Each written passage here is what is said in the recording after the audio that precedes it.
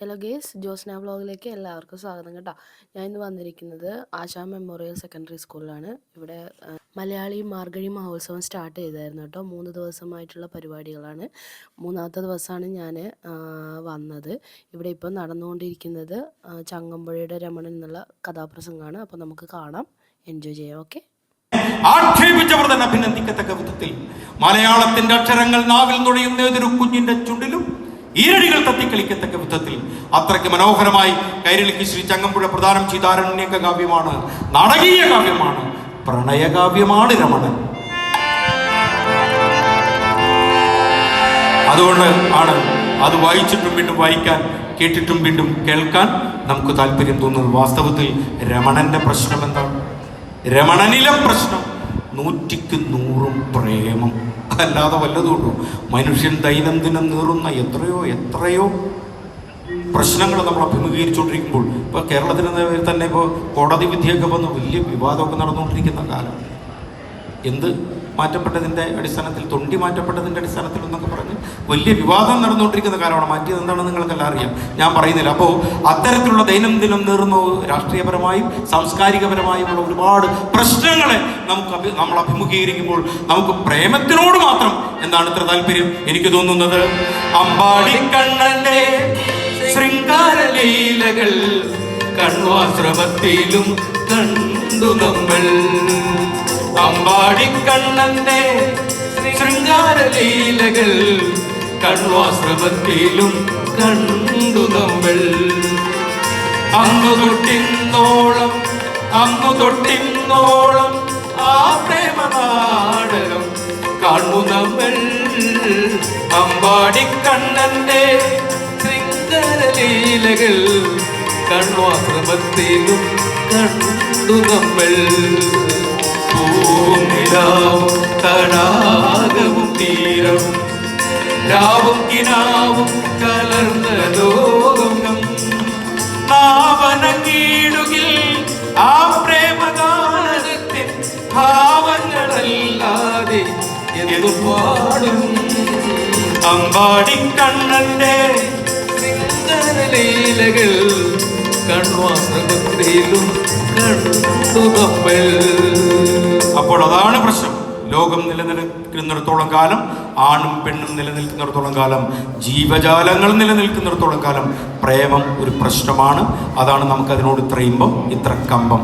ഇന്ന് കഥാപ്രസംഗത്തിൽ പതിവില്ലെങ്കിലും രമണൻ കഥ പറയുമ്പോൾ ചങ്ങമ്പുഴയ്ക്ക് മലയാള സാഹിത്യത്തിലുള്ള ആ സ്ഥാനം എന്ന് എത്തി നോക്കിയില്ലെങ്കിൽ അതൊരു നീതികേടായി പോകും. നമുക്കറിയാം, മലയാള സാഹിത്യത്തിൽ റിയലിസം പ്രസ്ഥാനത്തിൻ്റെ ഉപജ്ഞാതാവ് ശ്രീ ഒയ്യാരത്തി ചന്തുമേനോനാണ്. ചന്തുമേനോൻ അദ്ദേഹം തൻ്റെ ഇന്ദുലേഖ മുഖാന്തരം അത് അവതരിപ്പിച്ചു. അദ്ദേഹത്തിന് പിന്നാലെ ശ്രീ ബോധേശ്വരൻ, അതായത് അന്തരിച്ച പ്രശസ്ത കവയത്രി സുഗതകുമാരിയുടെ അച്ഛൻ, അദ്ദേഹം തൻ്റെ ധനഗീത, ആദർശാരാമം തുടങ്ങിയ കൃതികളിലൂടെ മുന്നോട്ട് വന്നു. അങ്ങനെ മുന്നോട്ട് പോയ യഥാർത്ഥ പ്രസ്ഥാനത്തിന്, പരാജയ പ്രസ്ഥാനത്തിന് വാസ്തവത്തിൽ കരുണരസം കൂട്ടിക്കലർത്തിയത് രമണന്റെ കർത്താവായ ശ്രീ ചങ്ങമ്പുഴയും അതിന് കാരണഭൂതനായ ശ്രീ ഇടപ്പള്ളി രാഘവൻ പിള്ളയുമാണ്. നമ്മുടെ മലയാള സാഹിത്യത്തിൽ ദുഃഖപരിവസായികളായ കഥകൾ അധികമില്ല.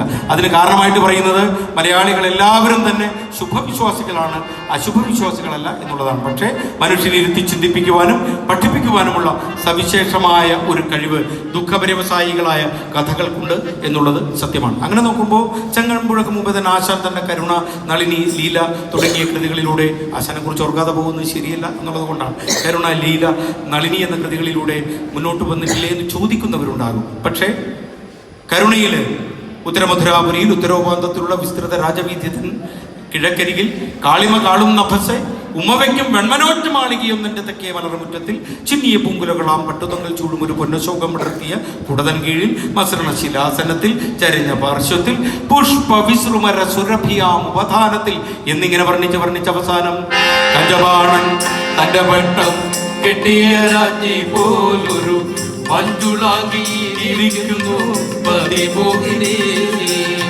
കഞ്ചബാണൻ തന്റെ പട്ടം കെട്ടിയ രാജ്ഞി പോലൊരു മഞ്ജുളാങ്കിയിരിക്കുന്നു പതിമോഹിനി. കഞ്ചബാണൻ കഞ്ചവാണൻ തന്റെ വട്ടം കെട്ടിയ രാജ്യം പോലെ ഒരു മഞ്ജുളാങ്കിയിരിക്കുന്നു, അവൾ മോഹിനിയാണ്. അഥവാ കഞ്ചവാണൻ തന്റെ വട്ടം കെട്ടിയ രാജ്യം പോലെ ഒരു മഞ്ജുളാങ്കിയിരിക്കുന്നു, ഇനി വർണ്ണിച്ചതും മതി, അവൾ സുന്ദരിയാണ് എന്ന് ആശാൻ തന്നെ സമ്മതിക്കുന്ന കഥാനായികയായ വാസവദത്ത കരചരണ നാസികാദികൾ ഛേദിക്കപ്പെട്ട് ചുടുകാട്ടിൽ പെട്ട് കഴിയുമ്പോൾ കരുണ ദുഃഖപര്യവസായി തീർന്നു. പക്ഷേ അവളുടെ മുമ്പിൽ ഉപഗുപ്തൻ പ്രത്യക്ഷപ്പെട്ട് ബുദ്ധമത തത്വങ്ങൾ ഉപദേശിച്ചു കഴിയുമ്പോൾ ആശാൻ തന്നെ പറയുന്നു,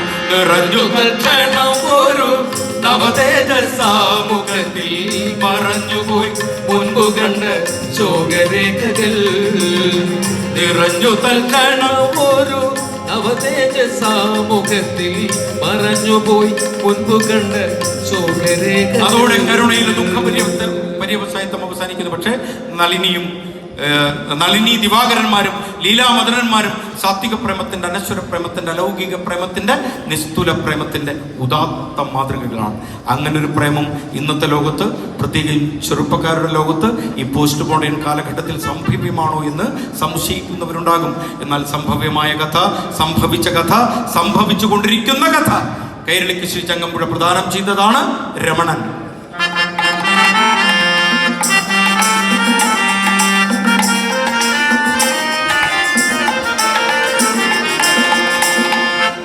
രമണൻ ദുഃഖപര്യവസായിയാക്കാൻ കാരണം ചങ്ങമ്പുഴ വാക്കുകളിൽ പറഞ്ഞാൽ ശ്രീമാൻ ഇടപ്പള്ളി രാഘവൻ പിള്ള ഒരു ഗൽഗത സ്വരത്തിലല്ലാതെ മലയാളിക്ക് ഉച്ചരിക്കാൻ കഴിയാത്ത നാമധേയം, പക്ഷന്തമായ സമുദായം, നിഷ്ഠുരമായ സമുദായം ഇന്നും അദ്ദേഹത്തിന്റെ ചിതാഭസ്മത്തെ പോലും നോക്കി പല്ലുറുമ്മിക്കൊണ്ടിരിക്കുകയാണ്. ആ ഓമന ചങ്ങാതിയുടെ പാവന സ്മരണയ്ക്ക് മുൻപിൽ വേദനയോടെ സമർപ്പിക്കുന്ന സൗഹൃദോപഹാരമാണ് രമണൻ.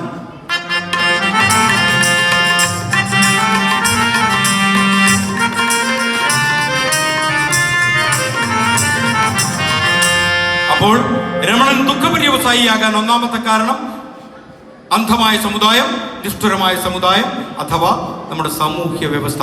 ഇനി ഒരിടത്ത് ചങ്ങമ്പുഴ തന്നെ പറയുന്നു, എന്താണ്? നാണയത്തുക നോക്കി മാത്രം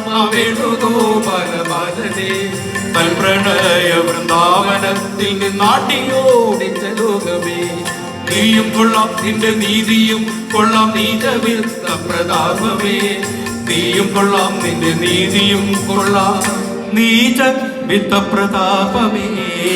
അപ്പോൾ രണ്ടാമത്തെ കാരണം നീചവിത്ത പ്രതാപം അഥവാ സാമ്പത്തിക വ്യവസ്ഥ. അപ്പോൾ സാമൂഹ്യ വ്യവസ്ഥ, സാമ്പത്തിക വ്യവസ്ഥ. ഇനി ഒന്നുകൂടിയുണ്ട്. നിങ്ങൾ രമണൻ പുസ്തകം ഒന്നെടുത്ത് മറിച്ചു നോക്ക്. അതിന്റെ രണ്ടാമത്തെ പേജിൽ മുകളിൽ 2 വരികൾ ശ്രീ ചങ്ങമ്പുഴ എഴുതി വെച്ചിരിക്കുന്നു. എന്താണെന്ന്? അങ്കുശമില്ലാത്ത ചാബല്യമേ, മണ്ണിൽ അങ്ങനെയെന്ന് വിളിക്കുന്നു നിന്നെ ഞാൻ.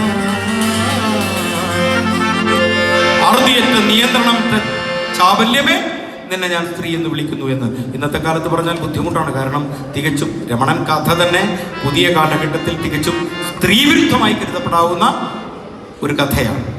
അപ്പോഴാണ് പറയുന്നത്, ചങ്ങമ്പുഴയുടെ വരികൾ പറയുന്നത്, അങ്കുശമില്ലാത്ത ചാബല്യമേ, മണ്ണിൽ അങ്ങനെ എന്ന് വിളിക്കുന്നു നിന്നെ ഞാൻ എന്ന്. സാധാരണ നമ്മൾ സ്ത്രീകളെ പറ്റി പറയാറ് അബല, ചബലേത്യാദി ചബലോക്തികൾ എന്നാണ്. പക്ഷെ ചബലെന്ന് വിളിച്ച് സമാധാനപ്പെടാനല്ല, അബലെന്ന് വിളിച്ച് സമാധാനം നേടാനല്ല. അങ്കുശമില്ലാത്ത, നിയന്ത്രണമില്ലാത്ത, കടിഞ്ഞാണില്ലാത്ത ചാബല്യമേ, നിന്നെ ഞാൻ സ്ത്രീകളെന്ന് വിളിക്കുന്നു എന്ന്. അത് പറയുമ്പോൾ നമുക്ക് അല്പം ബുദ്ധിമുട്ട് തോന്നുന്നു. കാരണം നമ്മുടെ അമ്മമാരെന്ന് പറഞ്ഞാൽ, നമ്മുടെ സ്ത്രീകളെന്ന് പറഞ്ഞാൽ, നമ്മുടെ സഹോദരിമാരെന്ന് പറഞ്ഞാൽ വീട്ടിനു മണിദീപങ്ങൾ, നാട്ടിനവർ പതാകകൾ, റാണിമാർ തറവാട്ടിന്, പ്രാണികൾക്കാകെ അമ്മമാർ. അപ്പോൾ അങ്ങനെയുള്ള സ്ത്രീകളെ പറ്റിയാണ് ചങ്ങമ്പുഴ പറയുന്നത്. അങ്കുശമില്ലാത്ത നമുക്ക്. പക്ഷെ അദ്ദേഹം തന്നെ ഇടയ്ക്ക് പറയുന്നുണ്ട്, എന്തെന്ത് അബലയോ നാരി, ആ കാര്യരുമ്പുണ്ട് അവളേക്കാൾ ഉറച്ചതായി, കാര്യരുമ്പിനേക്കാൾ കഠിനതമമാണ് അവളുടെ ഹൃദയം. പക്ഷെ ആശാൻ പറയും, തന്നിയാണ് അവൾ, കല്ലല്ലിരുമ്പല്ല. അവൾ തന്നെയാണ് കേട്ടോ, കല്ലുമല്ല ഇരുമ്പുമല്ല. പക്ഷെ ശ്രീ കിടാമംഗലം എന്ന് പറഞ്ഞാൽ കിടാമംഗലം സദാനന്ദനല്ല, കിടാമംഗലം പപ്പുകുട്ടി എന്ന് പറയുന്ന ഒരു കവി കേരളത്തിൽ പറവൂരിൽ ജീവിച്ചിരുന്നു. കേരളത്തിലെ പുരോഗമന പ്രസ്ഥാനത്തിന് വേണ്ടി തൂലിക പടവാളാക്കിയ ഒരു കവി. അദ്ദേഹത്തെ കേസരി ബാലകൃഷ്ണപിള്ള വിശേഷിപ്പിച്ചത് കേരളത്തിലെ മയാക്കോവ്സ്കി എന്നാണ്. മയാക്കോവ്സ്കി എന്നൊരു കവി ഉണ്ടായിരുന്നല്ലോ റഷ്യയിലെ.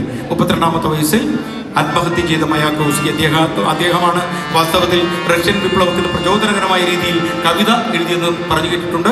കേസരി ഈ കിടാമംഗലം പപ്പുകുട്ടിയെ വിശേഷിപ്പിച്ചത് കേരളത്തിലെ മയാക്കോവ്സ്കിയാണ്.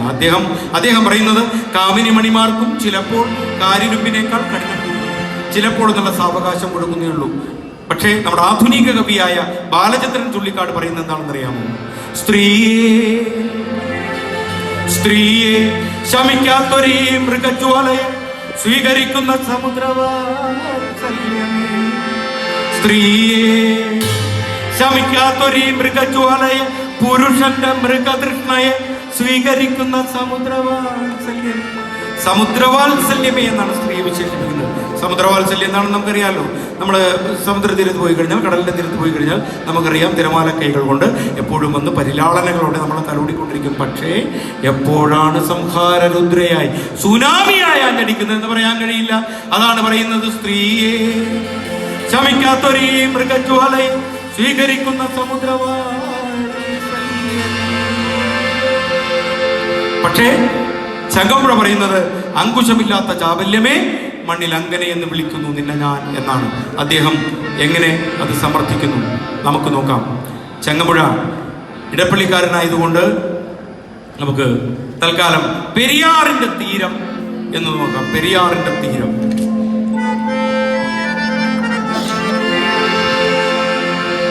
അതാ അത് കണ്ടു. അവിടേക്കു നോക്കുക താഴ്വരയിൽ അരുവിക്കരയിലെ പുൽത്തടത്തിൽ. അവിടേക്കു നോക്കുക താഴ്വരയിൽ അരുവിക്കരയിലെ പുൽത്തടത്തിൽ. ഒരു മരച്ചോട്ടിൽ രണ്ടാത്തിടയർ ഒരുമിച്ചിരുന്നതാ സല്ലപിപ്പൂ. ഒരു മരച്ചോട്ടിൽ രണ്ടാത്തിടയർ ഒരുമിച്ചിരുന്നതാ സല്ലപിപ്പൂ.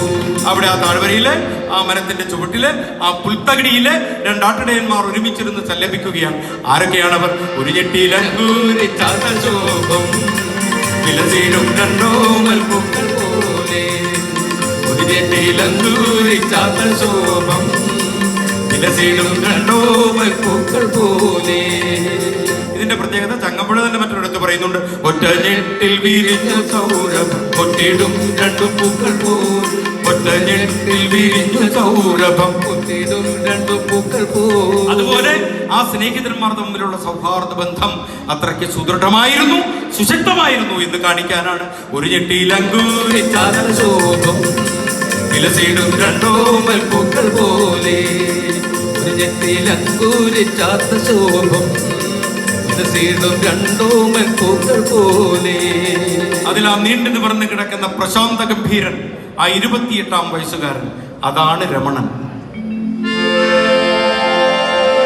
അദ്ദേഹത്തിന്റെ അടുത്ത് കൊടുങ്കയൂന്നിയിരിക്കുന്ന യുവസുഭകനുണ്ടല്ലോ, ആ 23-ാം വയസ്സുകാരൻ, അതാണ് മദനൻ. അവരെവിടെയാണ് ഇരിക്കുന്നത്? താരും തളിരും തരുവും തരുപ്പടർപ്പും നിറഞ്ഞ കേരളത്തിന്റെ ചങ്ങമ്പുഴ പറയുന്ന കേരളം ഇന്നത്തെ കേരളമല്ല കേട്ടോ.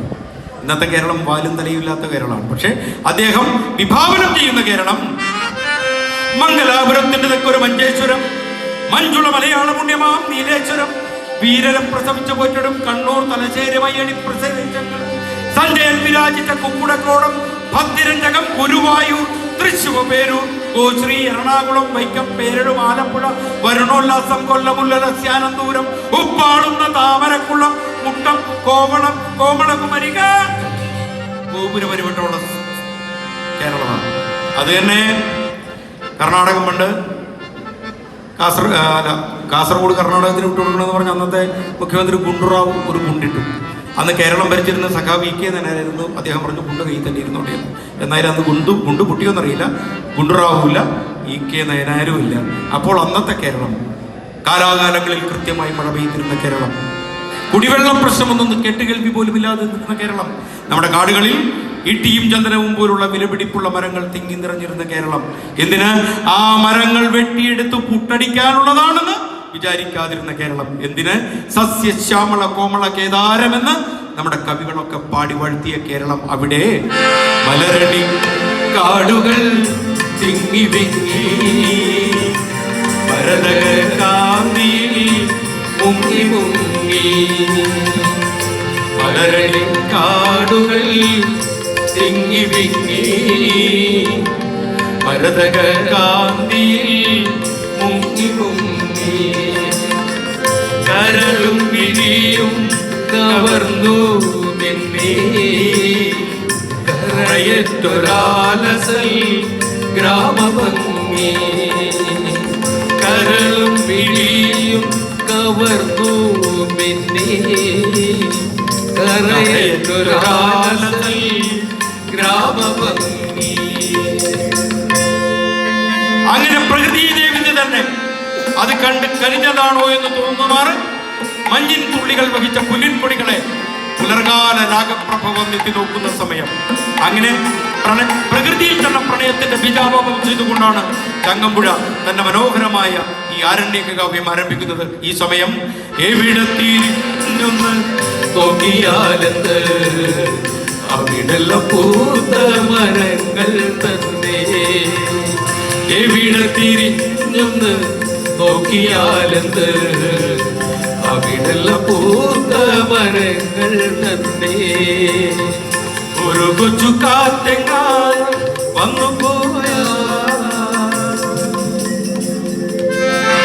ഒരു കൊച്ചു കാറ്റെങ്ങാൻ വന്നു പോയാ, തുരുതുര പൂമഴയായി പിന്നെ തുരുതുര പൂമഴയായി പിന്നെ. അത്രയ്ക്ക് മനോഹരമായ പ്രകൃതി. ഈ സമയം അവരുടെ കോമൽ സ്വകാര്യമെന്തെന്ന് അറിയുവാൻ നിങ്ങൾക്കും മോഹമില്ലേ? അവരുടെ കോമൽ സ്വകാര്യമെന്തെന്ന് അറിയുവാൻ നിങ്ങൾക്കും മോഹമില്ലേ? അവരെന്തോ സ്വകാര്യം പറയുകയാണ്. അത് കേൾക്കണമെന്ന് നല്ല കാര്യമായി. സ്വകാര്യം പറയണത് കേൾക്കണമെന്നല്ലേ? ഇപ്പോൾ തന്നെ ഈ കൂട്ടത്തിൽ നിന്ന് മാറി നിന്ന് രണ്ടുപേര് സ്വകാര്യം പറഞ്ഞു കഴിഞ്ഞാൽ മൂന്നാമതിരിക്കുന്നവന്റെ വിചാരം എന്തായിരിക്കും എന്നറിയാമോ? എന്നെ പറ്റി പറയുക എന്ന് വിചാരിച്ച് ആ സംസാരത്തിനിടയിൽ കയറി അത് അലങ്കോലമാക്കുന്ന സംസ്കാരമാണ് പൊതുവെ നമുക്കുള്ളത്. പക്ഷെ ഇത് വെറുതെ സ്വകാര്യമല്ല, ഓമൽ സ്വകാര്യം. അത് കേൾക്കണമെന്ന് നിങ്ങൾക്ക് ആഗ്രഹമുണ്ടെങ്കിൽ വരൂ വരൂ വേഗം നടക്കൂ, നമ്മൾക്കൊരുമിച്ചെത്തിടാം കൂട്ടുകാരെ. വരൂ വരൂ വേഗം നടക്കൂ, നമ്മൾക്കൊരുമിച്ചെത്തിടാം കൂട്ടുകാരെ. അതാ മദനൻ ചോദിക്കുകയാണ് രമണനോട്, രമണാ നീ എന്നിൽ നിന്നാ രഹസ്യം ഇനിയും മറച്ച് പിടിക്കയാണോ?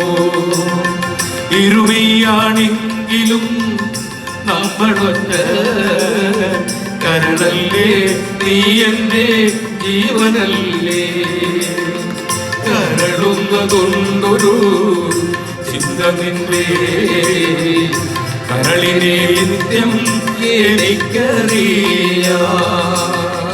രമണ, കുറെ ദിവസങ്ങളായി നിന്നെ ഞാൻ ശ്രദ്ധിക്കുന്നു. ഒരു നിമിഷം പോലും എന്നിൽ നിന്ന് വിട്ടകന്നിരിക്കാൻ ശേഷിയില്ലാത്ത നീ കുറെ ദിവസങ്ങളായി എന്നിൽ നിന്ന് മകന്ന് ഏകാന്തതയെ ശരണം പ്രാപിക്കുന്നത് ഞാൻ കാണുന്നു. അതെന്താണ് സ്നേഹിത? അതെന്തു തന്നെയായാലും പറയൂ തുറന്നത്, അതിനുവേണ്ടി പണയപ്പെടുത്താം എൻ ജീവൻ. ഏതോ ഒരു ചിന്ത, ഏതോ ഒരു കഠോരമായ ചിന്ത, ധാരാളമായ ചിന്ത നിന്റെ കരളിനെ അങ്ങനെ കാർന്ന് കാർന്ന് തിന്നുന്നത് ഞാൻ കാണുന്നു. അതെന്തു തന്നെയായാലും പറയൂ തുറന്നത്, അതിനുവേണ്ടി പണയപ്പെടുത്താം എൻ ജീവൻ. മദന,